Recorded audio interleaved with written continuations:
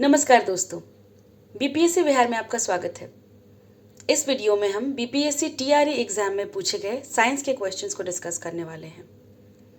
जैसा कि हम सब जानते हैं, बीपीएससी ने 24 से लेकर 26 अगस्त 2023 के बीच में टीचर रिक्रूटमेंट एग्जाम्स कंडक्ट किए थे, जो अलग अलग शिफ्ट्स में हुए हैं, अलग अलग दिन हुए हैं। उन्हीं एग्जाम्स में से क्लास 1 से 5th के लिए जो एग्ज़ाम कंडक्ट हुआ था, उसके सेकेंड सिटिंग में पूछे गए साइंस के सारे इंपॉर्टेंट क्वेश्चंस, इनफैक्ट सारे ही क्वेश्चंस हम इस वीडियो में डिस्कस करने वाले हैं। हमारी साइंस की टीआरई की सीरीज़ चल रही है, जिसका सेकेंड पार्ट है ये वीडियो, और फर्स्ट पार्ट आप प्लेलिस्ट में देख सकते हैं, साथ ही इस वीडियो के डिस्क्रिप्शन में लिंक्ड होगा।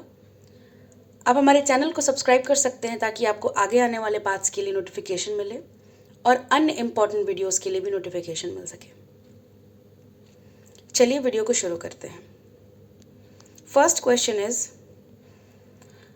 geostationary satellite rotates at number 1, any height above the poles. Option B, a fixed height. Option C, at a height depending on the mass. So stationary इसके नाम से समझ में आ रहा है कि ये एक जगह फिक्स्ड होगा। तो हम सबको पता है, क्योंकि जियो स्टेशनरी सैटेलाइट जो होती हैं उनकी एंगुलर वेलोसिटी अर्थ की एंगुलर वेलोसिटी से के बराबर होती है। इसकी वजह से वो अपीयर होती हैं कि एक जगह स्थित हैं, वो किसी फिक्स्ड लोकेशन पे हैं, और वो धरती से कुछ 36,000 किलोमीटर ऊपर, 36,000 किलोमीटर्स अबव एक फिक्स्ड स्पेस पे प्लेस्ड होती हैं, और वहाँ से वो अर्थ को ऑब्जर्व करती हैं। तो the correct option over here is option B, at a fixed height. And you should know that height also, 36,000 kilometre के आसपास होता है। Next question, which color has maximum deviation in the dispersion of white light passing through the prism? तो prism आपने देखा होगा, ये crystal जैसा होता है ट्रायंगुलर शेप में, और इसमें से जब हम व्हाइट लाइट को पास करते हैं तो व्हाइट लाइट अपने कंस्टिट्यूएंट्स लाइट में ब्रेक हो जाती है। ठीक है, तो ये कुछ 7 कलर बनते हैं। उसमें जो सबसे ज़्यादा डेविएट होता है ना, वो वायलेट कलर होता है, और जो सबसे कम होता है वो रेड होता है। और ये विबग्योर है, आपको पता ही होगा, बचपन से हम पढ़ते आ रहे हैं। जो रेनबो के 7 कलर्स होते हैं वो एक्चुअली वाइट लाइट के जो कंस्टिट्यूएंट 7 कलर्स हैं। वाइट लाइट जब किसी प्रिज्म के थ्रू पास होती है तो अपने कंस्टिट्यूएंट कलर्स में स्कैटर हो जाती है। इस फिनोमेना को स्कैटरिंग ऑफ लाइट कहते हैं। और ये जो लाइट है, विजिबल लाइट, इलेक्ट्रोमैग्नेटिक स्पेक्ट्रम का एक इम्पॉर्टेंट हिस्सा है।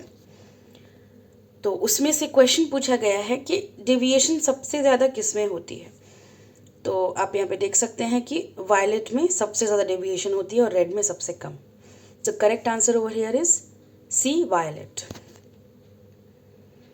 Next question, during thunderstorm it is safer to A, open an umbrella, carry an open umbrella, B, take shelter under short tree, C, stand in open field, D, more than one of the above, and E, none of the above. तो इसमें सही option होगा take shelter under short tree. Why this answer is correct? क्योंकि जब thunderstorm होता है ना, तो स्काई में बहुत सारी लाइटनिंग हो रही होती है, और वो थंडरस्टॉर्म जो है वो इंसान के ऊपर गिरेगा, तो people can die out of being electrocuted. तो इलेक्ट्रोक्यूशन से बचने के लिए, थंडरस्टॉर्म आपके ऊपर गिरने से, लाइटनिंग को गिरने से बचने के लिए इट इज़ सजेस्टेड कि आप किसी ट्री के नीचे खड़े हो जाएं। तो ट्री क्या करेगी, वो अर्थिंग दे देगी उस लाइटनिंग को, और ह्यूमन बीइंग उससे प्रोटेक्ट होकर रह जाएगा फिर। इसीलिए आप देख सकते हैं इस ऑप्शन के अंदर 2 टर्म्स है, एक है ट्री और एक है शॉर्ट ट्री। तो जो ट्री होगी वो ह्यूमन बीइंग के ऊपर लाइटनिंग को स्ट्राइक होने से बचाएगी, and the lightning will fall on the tree rather than falling on the human being, and thus will save. And then there is another word called short, written short here. Why not tall trees? Because अगर हम lightning देखें तो that is coming from the sky, and if a tree is tall, it is more likely that the lightning will strike at the taller tree first and later at the shorter tree, because it just needs a medium ना to propagate. So it is getting the medium in the form of a taller tree. तो अगर आप taller tree के नीचे हैं, it is more likely कि आपको electrocution हो जाएगी, लेकिन shorter tree में you are safer, इसके नीचे you are safer, less chances of lightning striking on this tree. इसलिए Taking shelter under short tree is advised. It is safer. Next question. When a body falls freely towards the earth, then its total energy, option A, decreases, option B, increases, option C, remains constant. तो हमको पता है कि जब free fall हो रहा होता है तो जी, जैसे कि एक्सेलरेशन ड्यू टू ग्रेविटी जिसको कहते हैं, वो किसी बॉडी पर लगती है और उसका मास भी फिक्स्ड है, क्योंकि बॉडी का जो वजन है वो तो बदलेगा नहीं इस प्रोसेस में. So m and g are fixed. क्योंकि acceleration due to gravity constant है फ्री फॉल की सिचुएशन में, तो एनर्जी जो है वो कांस्टेंट रह जाएगी, total energy. Why? Because the body is not doing any work in order to increase the speed or acceleration, etc. The acceleration is constant over here. In this case, the total energy remains constant. Option C is correct. Next question. ये biology का question है. In eye donation, which part of the donor's eye is transplanted? Option A, lens, B, cornea, C, whole eye, D, more than one of the above, E, none of the above. इसका सही जवाब है cornea. Cornea का ही transplant होता है. Cornea is external skin of the eye, और usually उसी में जो प्रॉब्लम होती है उसको ट्रांसप्लांट से क्योर कर सकते हैं. बाकी पार्ट्स में ट्रांसप्लांटेशन की ज़रूरत नहीं होती और वो क्योर भी नहीं हो पाता. ग्राफ्ट रिजेक्शन के चांसेस ज़्यादा होते हैं. What is the chemical name of vitamin B12? काफ़ी बेसिक कन्वेंशनल सा क्वेश्चन जो कि बीपीएससी लगभग हर एग्जाम में पूछती है. Option A thiamine, option B cobalamin, option C niacin and D more than one of the above, E none of the above. इसका सही जवाब है ऑप्शन बी कोबालामिन. इसकी कमी से एनीमिया और जॉन्डिस जैसी बीमारियां होती हैं, ये आपको पता ही होगा, आपने पढ़ी होंगी विटामिन डिफिशियंसीज एंड ऑल. ठीक है. और जो B1 है, ये जो B1 है विटामिन B1, दिस इज ये जो थायमिन है ना ये B1 है, और जो नायसिन है ये B3 है. कोबालामिन B12 है. ठीक है. थायमिन यानी कि B1 की कमी से हमको बेरी होती है. नायसिन की कमी से hair loss, hair fall, skin whitening etcetera ये सारे इश्यूज होते हैं. कोबालामिन की कमी से एनीमिया एंड जॉन्डिस मैंने डिस्कस कर लिया. तो सही आंसर है cobalamin B. Which of the following is an acid base indicator? Indicator वो होता है जो बताए कि कोई एक सब्सटेंस एसिड है या बेस है, कुछ टेस्ट्स करके. तो आइए ऑप्शंस देखते हैं. Option A vinegar, option B turmeric, option C baking soda, D more than one of the above, E none of the above. तो विनेगर खुद एक एसिड है, एसिटिक एसिड. बेकिंग सोडा खुद एक बेस है. इनमें से इंडिकेटर जो है वो टर्मरिक है. टर्मरिक ऑल्दो इसका नेचर जो है वो एसिडिक होता है,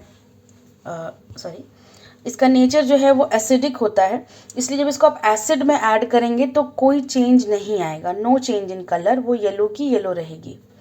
लेकिन जब हम इसको बेस के साथ ऐड करते हैं तो जो टर्मरिक है वो रेड कलर देती है. बेस के साथ turmeric gives red colour and thus this acts as an indicator. इससे हम टेस्ट करते हैं कि कोई एक सब्सटेंस जो भी हमारे पास है वो एसिड है कि बेस है, इसलिए turmeric is an acid base indicator, similar to litmus test and all. ठीक है. Next, when the soil is too basic, when the soil is too basic, plants do not grow in it. To improve the quality, what must be added to the soil? So options हैं. Option A organic matter, option B quicklime, option C calamine solution, and D&E we all know more than one of and none of the above. So I will not be reading the D&Es because the video will get longer and you better understand now. There are 5 options. तो अब देख सकते हैं question में है कि basic है already ज़मीन. ठीक है, सॉइल जो है ऑलरेडी बेसिक है. अभी इसमें हमको एसिडिटी बढ़ानी चाहिए. जो हमारा सॉइल होता है ना उसका ऑप्टिमम पीएच जो होता है 5.5 से लेकर के 7 के अराउंड होना चाहिए. तो स्लाइटली एसिडिक सॉइल जो होती है बेस्ट फर्टाइल सॉइल होती है. इस तरह की पीएच में रहेगी तो the product in the yield and output will be good. अगर आपका सॉइल बहुत बेसिक हो गया है तो सजेस्टेड होता है कि उसको उसकी एसिडिटी को बढ़ाना है, उसके लिए बेस्ट चीज़ है ऑर्गेनिक मैटर को ऐड करना। सो ऑप्शन ए जो है वो organic matter will be correct.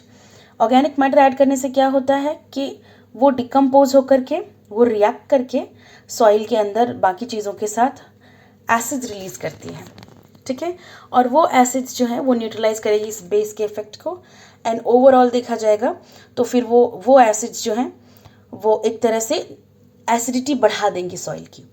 It will bring the soil to a pH less than 7 और नियर अबाउट 7। तो ऑर्गेनिक मैटर ऐड किया जाएगा। The correct answer over here is organic matter. Next,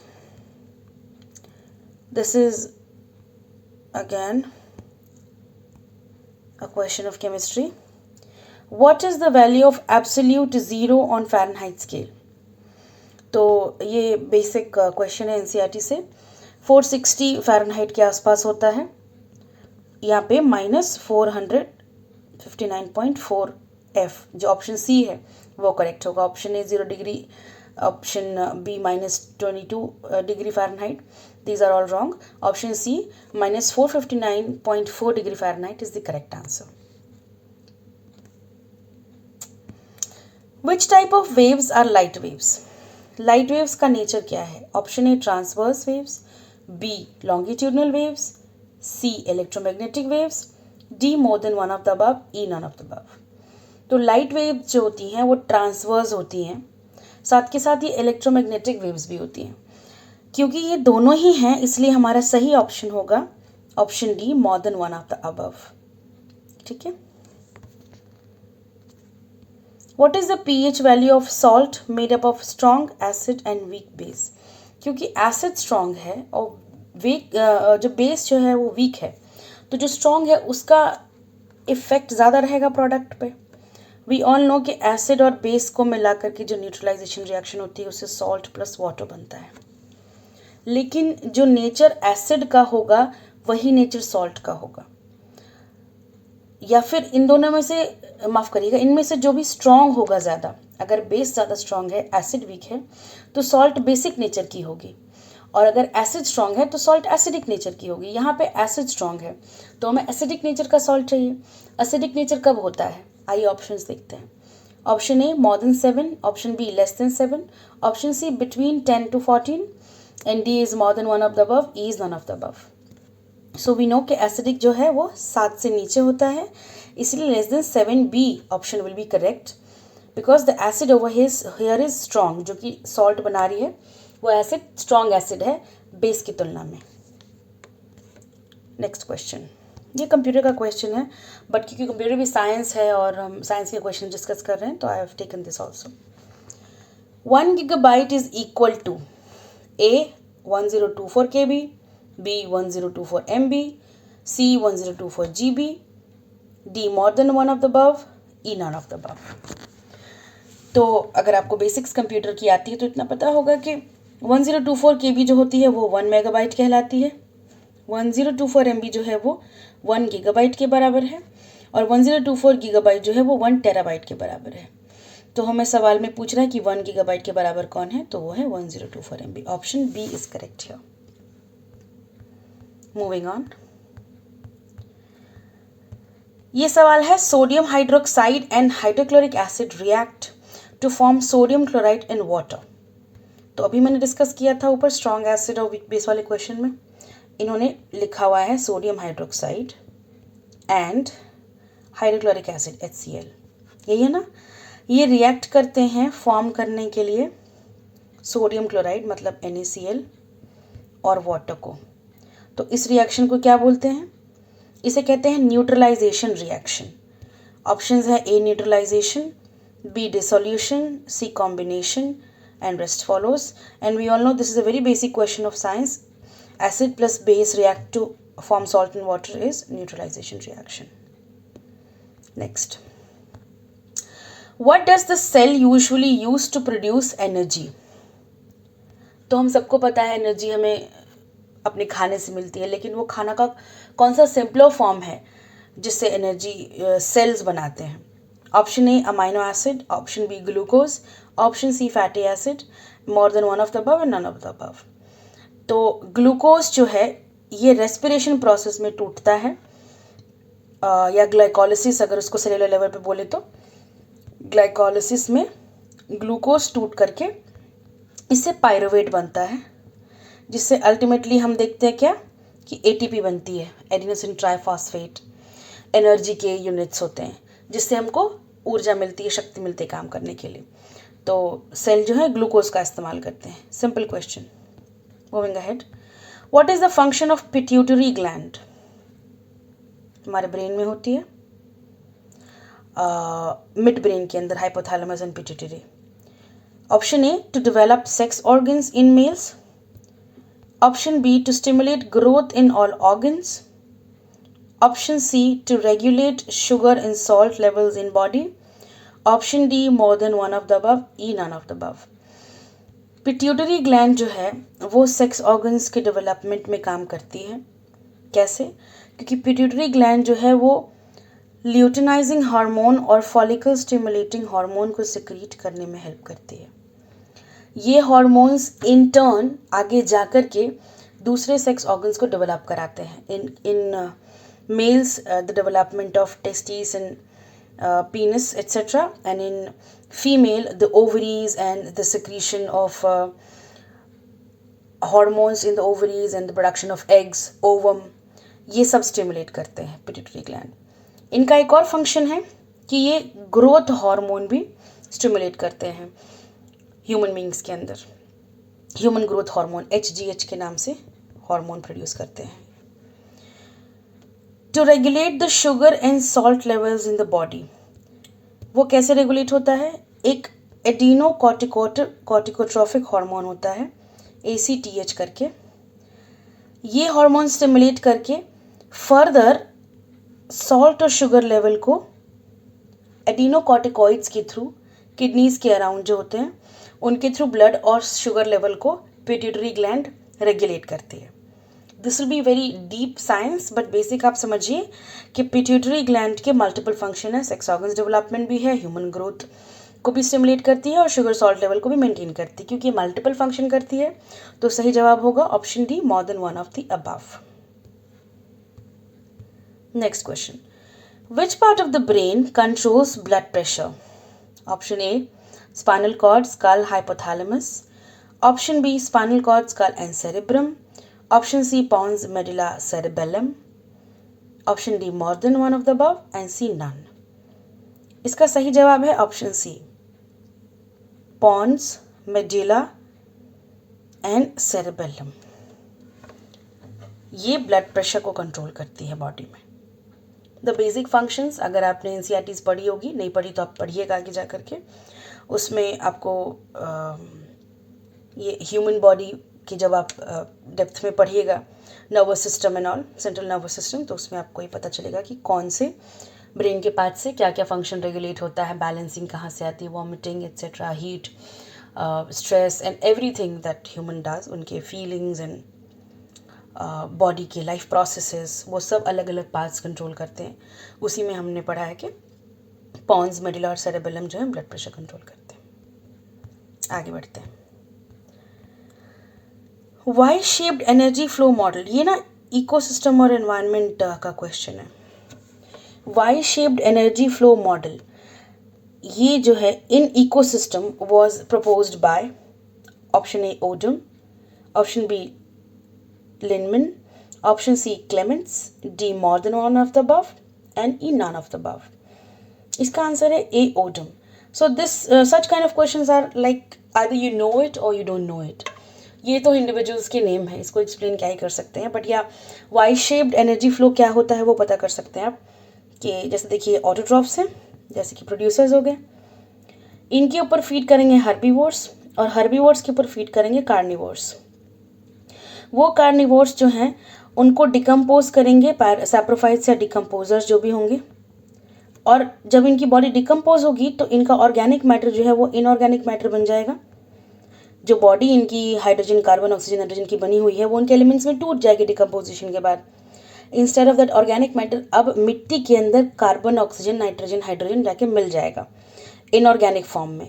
इस तरीके से जो ऑटोट्रॉफ्स हैं वो सॉइल के अंदर प्रेजेंट कार्बन, नाइट्रोजन, ऑक्सीजन को इस्तेमाल करके वापस से अपने लिए क्लोरोफिल का इस्तेमाल करके फूड बनाएंगे, ठीक है, और उस फूड को फिर से हर्बीवोर्स खाएंगे।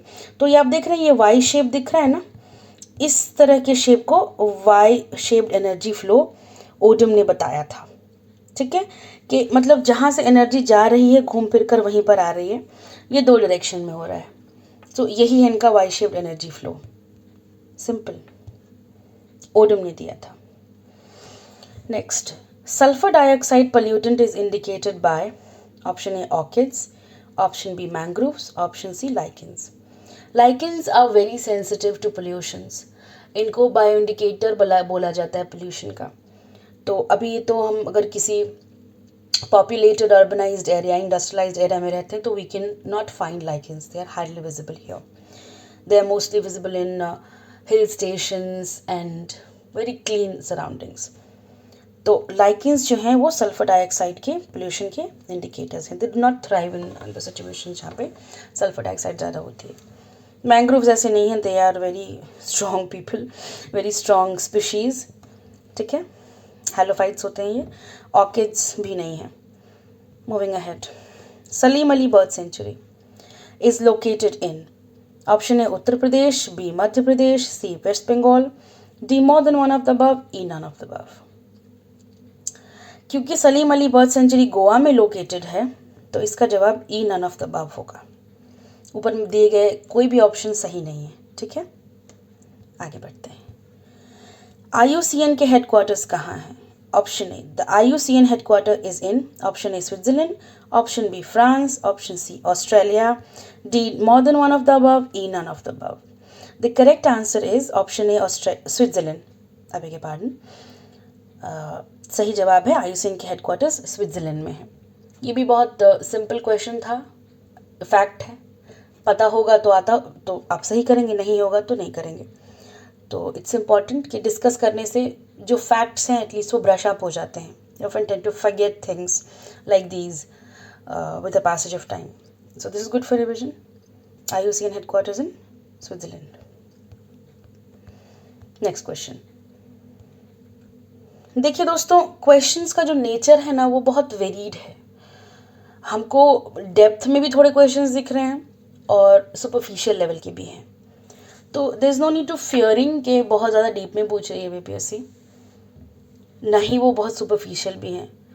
तो एक मिला जुला के की गई तैयारी जिसमें आपने NCERTs को पढ़ा होगा ठीक से, वो काफ़ी होगा इन पेपर्स को सॉल्व करने के लिए। और साथ में PYQs करिएगा, काफ़ी चीज़ें रिपीटेटिव हैं, काफ़ी ट्रेंड्स रिपीटेटिव हैं। इस साइंस वाले में जैसे कि ये वाई शेप्ड एनर्जी फ्लो वाला और 2-4 और क्वेश्चंस हैं जो मुझे बहुत अलग लगे, अनयूजुअल लगे, जैसा कभी पूछा नहीं है BPSC ने। बाकी सारे जो हैं इनकी पुराने ट्रेंड्स के ऊपर ही हैं, not much differences seen here, है ना। आइए देखते हैं फ्रेंड्स। नेक्स्ट क्वेश्चन है कि how much energy is consumed from one trophic level to another trophic level. Option A 5%, B 10%, C 15, D more than one of the above, E none.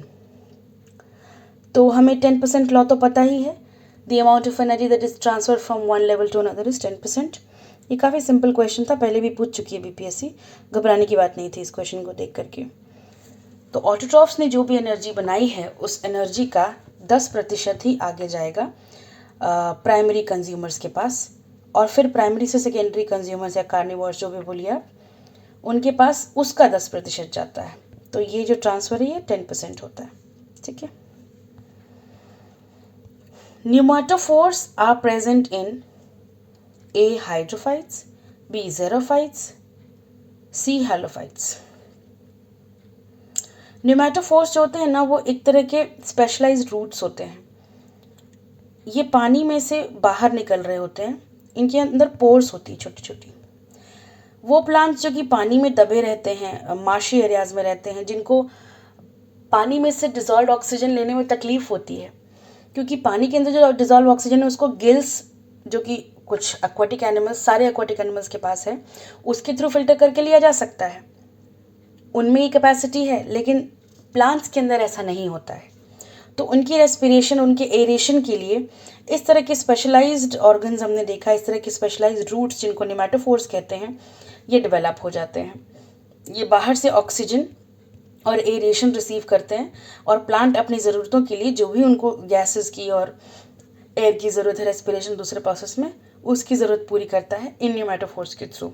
ये जो specialised features हैं, specialised roots हैं, ये मिलते हैं हमको ऑप्शन सी हैलोफाइट्स में, mangroves में। मैंग्रोव्स हैलोफाइट्स होते हैं, ठीक है। ज़ेरोफाइट्स तो डेजर्ट प्लांट्स हो गए, और हैलोफाइट्स आर वो जो सॉल्टी और मार्शी एरिया में रहे। तो this is the correct answer. Next question, which of the following is a secondary pollutant. Friends देखिए, पोल्यूटेंट्स के भी अलग अलग लेवल्स हैं, primary pollutant and secondary pollutant. तो जो सिंपलेस्ट फॉर्म का पोल्यूटेंट है, जैसे कि nitrous oxide, sulphur dioxide, carbon dioxide, ये सारे प्राइमरी पोल्यूटेंट्स हैं। कोई भी केमिकल के रिएक्शन से ये प्रोड्यूस हो सकते हैं। कार्बन डाइऑक्साइड, बेसिक रेस्पिरेशन से कार्बन डाइऑक्साइड रिलीज हो रहा है, तो this is a very basic gas released, very basic pollutant. तो नाइट्रस ऑक्साइड और सल्फर डाइऑक्साइड जो हैं वो मेजर प्राइमरी पोल्यूटेंट्स हैं। लेकिन यहाँ पे क्वेश्चन में पूछ रहा है सेकेंडरी पोल्यूटेंट्स। तो ये जो नाइट्रोजन डाइऑक्साइड है, नाइट्रस ऑक्साइड्स होते हैं, साथ में सन रेडिएशन और दूसरे ऑक्सीजन के साथ मिल करके ये जो प्राइमरी वाले हमारे पोल्यूटेंट्स हैं, ये सेकेंडरी पोल्यूटेंट्स बनाते हैं। उसमें से ये पेरोक्सी एसिटाइल नाइट्रेट और ओजोन, ये दोनों जो हो गए ये सेकेंडरी पोल्यूटेंट्स हैं। O3 ओजोन, ये नेचुरली नहीं मिलता है अर्थ के एटमॉस्फेयर पे। ये अगर हम ग्राउंड लेवल वाला देखें, ओजोन जो हमारे लिविंग वाले सतह के पास है, यूजुअली ओजोन जो है वो स्ट्रेटोस्फेयर लेवल में हमको दिखती है। अर्थ की जो लेयर है वो troposphere, stratosphere, mesosphere and ionosphere ऐसे दिखते हैं ना। तो हमको स्ट्रेटोस्फेयर में ओजोन की लेयर दिखती है। लेकिन ये जो ओजोन की बात हो रही है ट्रोपोस्फेयर के नीचे लेवल पे है, जहाँ ह्यूमन बींग्स रहते हैं। इस लेवल पे ओजोन जो है ये सेकेंडरी पोल्यूटेंट के फॉर्म में होता है। ये रिएक्शन से बनता है। जैसे कि मान लीजिए नाइट्रस ऑक्साइड ने रिएक्ट किया ऑक्सीजन के साथ, इतना सिंपल होता नहीं है reaction, but just for demonstration में बता रही हूँ, तो वो O3 बनाएगा, ठीक है। अब ये जो ओजोन है ये सेकेंडरी पोल्यूटेंट है, क्योंकि वो प्राइमरी पोल्यूटेंट नाइट्रस ऑक्साइड की मदद से बना हुआ है। वैसे ही पेरोक्सी एसिटाइल नाइट्रेट भी सेकेंडरी पोल्यूटेंट है, जो कि ऑक्सीजन, नाइट्रोजन, इन सब के कॉम्बिनेशन से बनता है। थोड़ी सी मुश्किल केमिकल रिएक्शन इसलिए बता नहीं रही क्योंकि उसका यूटिलिटी नहीं है, बस आपको इसका नाम पता होना चाहिए कि कौन से प्राइमरी है कौन से सेकेंडरी। सबसे फेमस वाले यही हैं, पैन एंड ओजोन। क्योंकि ये दोनों ही ऑप्शंस इसमें करेक्ट हैं, तो आंसर होगा D, more than one of the above. आइए फ्रेंड्स नेक्स्ट क्वेश्चन की तरफ चलते हैं। The 10% law of energy flow in ecosystem was proposed by, again a very factual question, option A Linneman, option B Huckel, option C Elton, D more than one of the above, E none of the above. So ये जो 10% का law है ये लिनमैन ने दिया था, इसको मैंने पहले डिस्कस कर लिया है 2 बार, इनफैक्ट पार्ट 1 में भी डिस्कस किया हुआ है। सो आई डोंट थिंक कि इसको और डिस्कस करने की ज़रूरत है। Next question friends, in India tropical rainforests are found in, this is more like a geography question, but let's take it because it's in the PDF. Option A Karnataka, B Himachal Pradesh, C Kerala, D more than one of the above, E none of the above. तो India में tropical rain forest हमको पता है Western Ghats में मिलता है, केरला के अंदर। बीपीएससी के आंसर में केरला दिया हुआ है, Western Ghats of Kerala. Next, major source of methane in India is, Bharat में ईथेन ज़्यादा कहाँ से मिलता है, मेजर सोर्स क्या है। ऑप्शन ए है वीट फील्ड, गेहूं के खेत, बी शुगर केन फील्ड, गन्ने के खेत, C rice field and D more than one of the above, E none of the above. जैसा कि हम सब स्पेशली बिहार रीजन के लोग, हम लोगों को पता है कि जो धान होता है हमारे चावल की खेती, वो पानी के अंदर धान की फसल उगती है, ठीक है। तो सबमर्ज्ड होते हैं प्लांट्स, उनके रूट्स वगैरह, क्योंकि पानी के अंदर सबमर्ज्ड होते हैं तो नीचे ऑक्सीजन की डेफिशिएंसी होती है, और एनारोबिक कंडीशंस में जब भी रेस्पिरेशन होगी तो मीथेन का प्रोडक्शन होगा। ये आप बायोगैस के प्रोडक्शन के प्रोसेस से भी समझते होंगे, और भी दूसरे रिएक्शंस अगर आपने पहले मेटाबॉलिज्म वगैरह का पढ़ा है या एनारोबिक रिएक्शंस पढ़े हैं, तो यू मस्ट बी अवेयर कि जहाँ भी एब्सेंस ऑफ ऑक्सीजन रहता है वहाँ पर मीथेन प्रोडक्शन होती है। तो क्योंकि पैडी फील्ड्स जो होंगी, राइस की फील्ड्स जो होती हैं, वहाँ पे पानी भरा रहता है, तो काफ़ी ज़्यादा अमाउंट में मीथेन वहाँ से रिलीज़ होती है। इस डायरेक्शन में काफ़ी काम हो रहा है। जो हम क्लाइमेट सस्टेनेबल एग्रीकल्चर की बात करते हैं, CSA की, उस लिहाज से देखें तो राइस की प्रोडक्शन भारत में बहुत ज़्यादा है, तो उसके ऊपर कुछ किस्म के चेंजेस और कार्रवाई करने के लिए बात होती है, जिससे कि मीथेन का जो प्रोडक्शन है राइस और पैडी प्रोडक्ट फील्ड्स के थ्रू कम किया जा सके। ठीक है, next, the layer of atmosphere having lowest temperature, सबसे कम टेम्परेचर किसमें है? A stratosphere, B troposphere, C mesosphere, D more than above, E none of the above.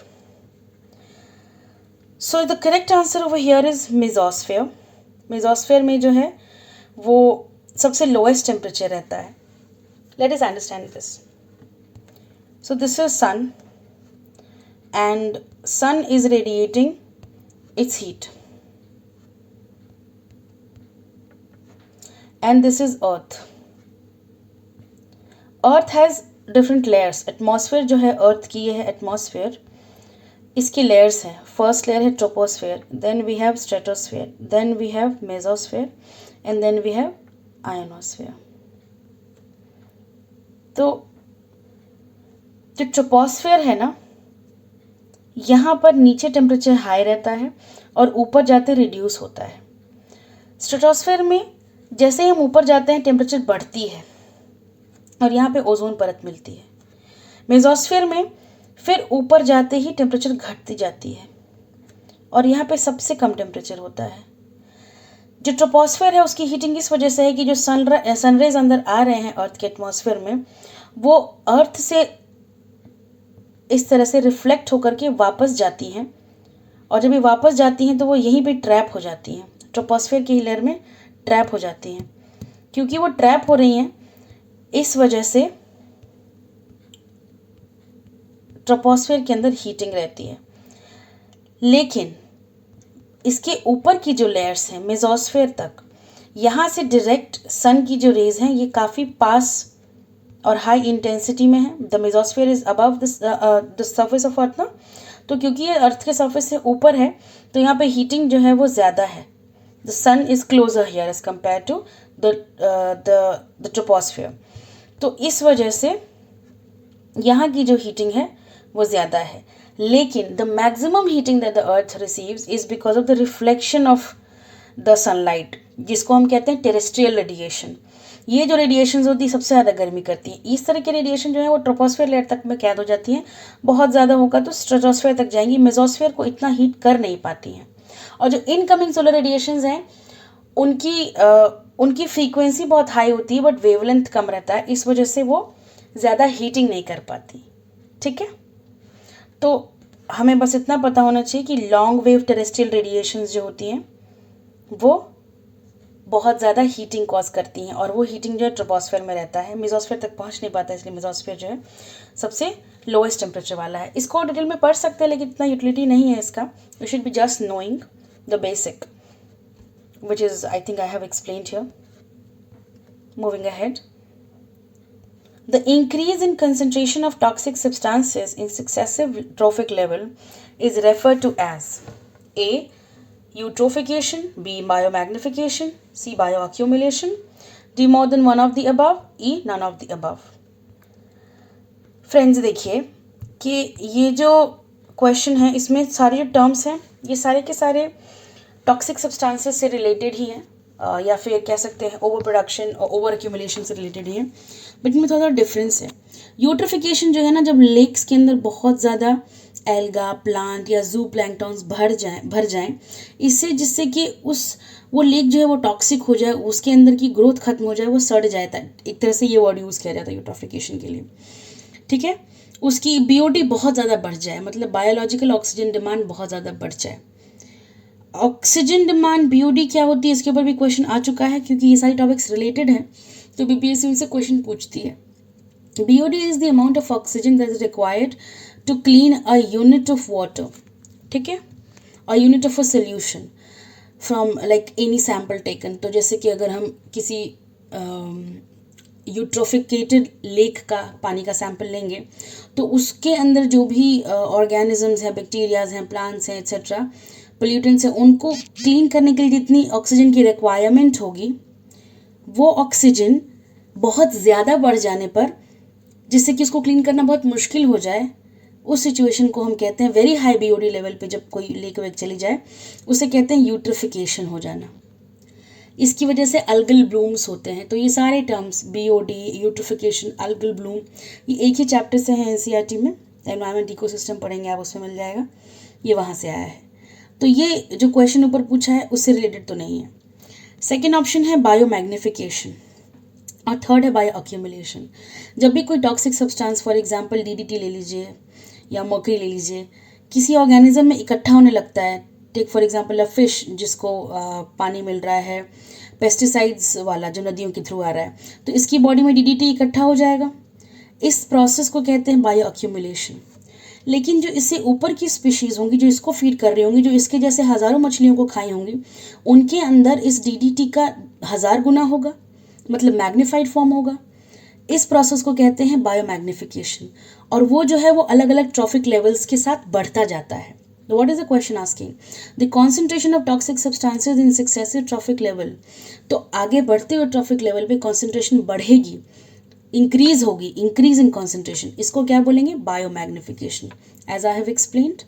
ठीक है, क्योंकि ये अलग बढ़ते हुए ट्रॉफिक लेवल के साथ बढ़ रही है इसकी मात्रा, इसलिए इसका सही जवाब है biomagnification option, biomagnification option B. Next friends, ये क्वेश्चन फिर से बायोलॉजी से ही है। Which of the following acts as a pioneer species in a xeric succession. तो ज़ीराक जो होती है वो टोटल बैरन लैंड होती है, कुछ भी नहीं है उस पर, एकदम खाली पत्थर है, ऐसा मान लीजिए, में कुछ भी नहीं है, कोई कंडीशंस नहीं है जिसमें आराम से प्लांट्स लग जाएं या कुछ।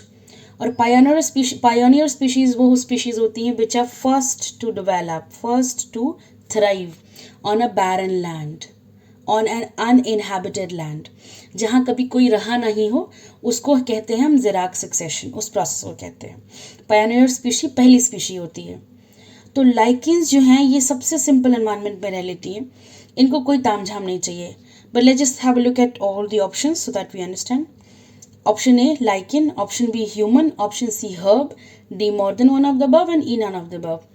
तो ह्यूमंस तो पायनियर स्पीशी नहीं हो सकती, हमको ऑलरेडी हमारे सर्वाइवल के लिए प्लांट्स चाहिए, एनिमल्स चाहिए जिस पे हम रह सकते हैं, तो ये तो निकल गया।